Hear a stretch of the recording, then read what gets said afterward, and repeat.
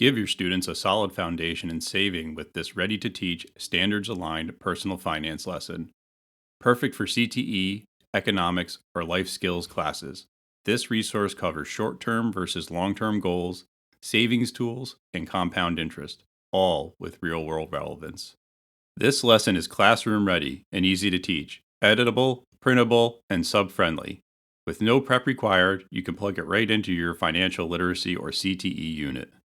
Inside, you'll find a complete set of instructional tools, differentiated worksheets, guided notes, slides, a lesson video, a quiz with answer key, and a goal setting extension.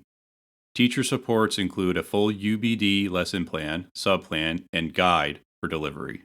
Aligned to the NBEA 2023 Personal Finance Standards, Saving and Investing 4.1 through 4.4, this lesson helps students build real world financial habits.